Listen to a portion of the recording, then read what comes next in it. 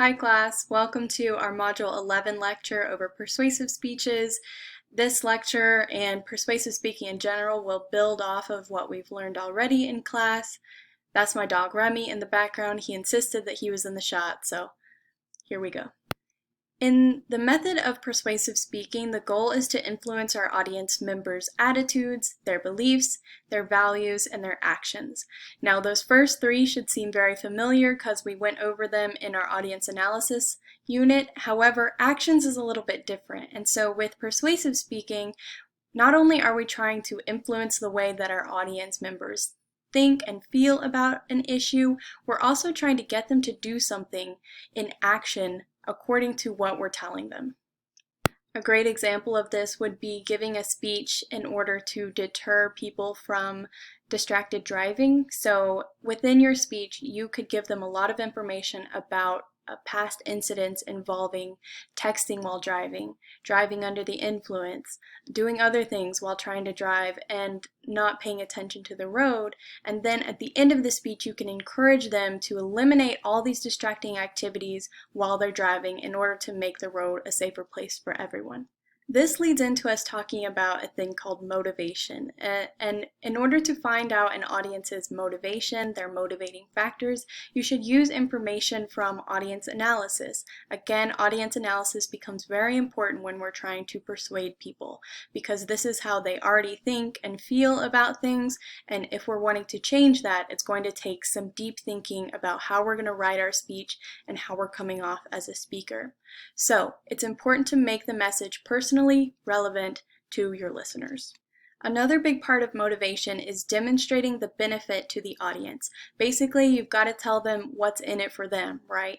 So on our distracted driving example, we would tell them that if you eliminate all those distractions when you're driving, you can make the road a safer place for not only your own loved ones who are in the car with you, for yourself, but also for other people who are driving on the road as well. As always, you should do your best to establish your credibility to the audience and bump up that ethos, right? That reputation that you have as a speaker and how reputable you're coming off. You should also try to set modest goals within this motivation, and this can particularly impact your solution that you're proposing in a persuasive speech. So you don't want to change the world overnight, right, with whatever solution you're proposing. Rather, you want to give your audience feasible steps in order to change their communities in small ways in order to create more of a ripple effect in the world. And lastly, this sort of goes into audience analysis a little bit. You should appeal to what motivates your audience members. You should also encourage receptivity to change. So tell them about how progress is made through hard work and small changes, things like that. You should also recognize that motives arise from needs. So if your audience needs something in particular, like community, connection, love, basic needs like food, shelter, air to breathe, stuff like that, then you should play into those needs. Whatever they need in particular, you should say and tell them that your solution will help them reach these needs. We should keep in mind what Aristotle told us about the three persuasive appeals: ethos, which is an appeal to your reputation and goodwill as a speaker; pathos, which are appeals to the audience's emotions; and lastly, logos, which are appeals to the audience's rationale and their logic. Again, because these are so important, we'll go over them in a little bit more detail. Ethos is speaker credibility in a nutshell. It's the speaker's moral character and trustworthiness. It's often kind of intangible, and it happens through an amalgamation of different factors that are playing into your body language, the words you're saying, and just your camaraderie and feelings of goodwill towards the audience.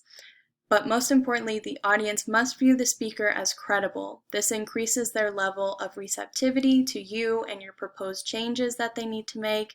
And so always we need to be citing our sources, making sure that we are coming off as professional and friendly, and really having your audience's best interest at heart goes a really long way as well. Next, let's review pathos one more time, the appeal to emotion. These methods of appealing to pathos include using vivid imagery, telling compelling stories, and using repetition and parallelism. Remember that if you have a catchy phrase or sentence or something that you're wanting to make a main point or a review of main points, something like that that you can use over and over again in your speech, feel free to, because your audience is going to pick up on that repetition and it's going to stick in their heads more. Also, you should base emotional appeals on sound reasoning. Combine ethos and logos for the best effect and sort of use all three of these together in order to not sway your audience into thinking something that's untrue, right? You always want your appeals to emotion based in fact and based in your good reputation as a speaker. Lastly, in our list of Aristotle's persuasive appeals, we have logos, which are appeals to reason. This appeal in particular is critical when asking listeners to reach conclusions regarding complicated issues. So in our persuasive policy speeches, many of you will be picking pretty controversial issues, and also in our debate and listening assignment, we'll be talking about issues that have a lot of pretty legitimate sides, and a lot of discussion has been formed around these issues already. And so your arguments definitely need to appeal to a sound line of reasoning or logos, and at the very end of this speech, you'll definitely need to take a specific action. Make sure that your audience has something to hold on to in terms of what they need to do in order to follow your lead on this issue and agree with your point. We'll now move on to the various elements of argumentation, the first of which is called a claim or a proposition. This states your conclusion. However, it's basically the thesis of your speech. So it's the main idea, it's the main claim of whatever you're saying. So if you believe that people should stop driving distractedly, then that would be your main claim in essence. As you're probably already assuming, this conclusion, this claim or proposition is based on evidence. So all of that supporting material we've been learning about, all of those oral citations will come into play here as well. This evidence substantiates the claim, so it builds it up in a logical way to where your audience will come over to your side and believe what you're saying and agree with your claim ultimately. The last of these three core components of an argument is called the warrant, and this provides reasons the evidence is valid. So basically, the warrant connects the evidence to your claim. Here on the screen, you'll see a great example from your pocket guide at the very beginning of chapter 24 of these three core components of argument. So your book says that a great claim would be to protect public health, sugar should be treated as a controlled substance, much like alcohol. Now, the evidence they use to back up that claim is that sugar in the U.S. diet is a leading culprit in soaring levels of diabetes, obesity, and other diseases. And then the warrant in between them, connecting them together, is that the detrimental effects of excess consumption, such as high blood pressure, diabetes, and liver disease, mirror the effects of too much alcohol. Right, so that warrant connects why the evidence is pertinent to our claim. Another important distinction you should be able to make is the nature of your claim when persuasive speaking and being able to identify it. So the first type is a claim of fact. This type of claim declares something is true or will happen. So often you'll see claims of fact made in relation to global warming or climate change, and basically their argument is that this is happening and that it's a real issue. Up next, we have claims of value. So if we go back to our audience analysis unit, we learned that values are how people go through the world and determine what is good or bad. So these address issues of judgment. You often will see these kinds of claims in an argument, for example, about abortion, right? Because some people think that's right and some people think that it's wrong. And so whether or not you're pro-choice or pro-life is going to determine your value in that particular instance. And lastly, we have a claim of policy, which is most relevant to our class because our next speech is a persuasive policy speech. And this type of claim recommends a specific course of action. So within your persuasive speech, it's important to first point out an issue to your audience, but also to offer up a solution to them in order to somehow make progress toward a solution to that problem or solve it right then and there. On this slide, we'll go over how evidence specifically works in a persuasive speech. So of course, you should include a lot of external evidence like examples, narratives, testimony, facts, and statistics, which will require oral citations, of course, using all that supplemental material in order to build up your argument. Also, you should play into the audience's pre-existing knowledge and opinions, work to reaffirm listeners' own attitudes, beliefs, and values, especially before proposing some kind of solution that differs from those things, right? So if you're going to be trying to change the audience's mind on something or influence them to take action on something that they normally wouldn't, then definitely spend some portion of your speech reaffirming their current attitudes, beliefs, and values, and making sure that there's plenty of common ground between you all. Lastly, you should offer up your own speaker expertise.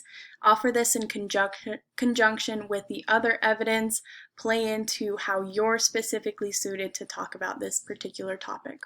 Let's expand a bit on the types of warrants that you should be using in a persuasive speech. The first type are called motivational warrants, and these appeal to the audience's needs and emotions like we were hinting at earlier, right? So what is your audience motivated by? Their needs. What do they need? As college students, we often need, or at least want, more money. We want community and connection. We want to feel accepted. So play into the pathos of all that. What do your audience members want and need? The next type are authoritative warrants, and these appeal to your source's credibility, and of course they're based on ethos. So it's the reputation that your source has. If you're highly regarding your source as credible and trustworthy, then your audience is more likely to believe the evidence provided by that source. And then lastly, we have substantive warrants, which use factual evidence to justify the argument. These are based on logos, and there are two types of these, warrant by cause and warrant by analogy, which I'll go over in just a second. So warrants by cause use causal reasoning, meaning one thing is the reason for another. So if I were to go back to my distracted driving example, my main claim would be that we should eliminate drunk driving because people get into more accidents when they're drunk. My evidence would be a statistic about how many accidents have been caused by drunk driving in the past year. And then my warrant connecting those two would be that drunkenness impairs your motor skills and your decision making, leading to poor driving. Therefore, the poor driving causes more accidents due to distracted driving. And lastly, a warrant by analogy is, of course, using analogous thinking, which compares two different things to one another. Let's give an example of that. Warrants by analogy work particularly well with policy speeches because if you've seen a policy that other communities have implemented, even other countries have implemented, or other universities, then you can bring it back to your own community or university in order to sway your audience into thinking that we should also implement that type of policy. So in terms of drunken driving and that example speech, I could say, look at Italy and the law that they instituted there. This has caused their drunken driving accidents to decrease drastically, and therefore that would be a warrant by analogy because I'm comparing it to what the United States is going through and then advocating for the same policy being instituted here.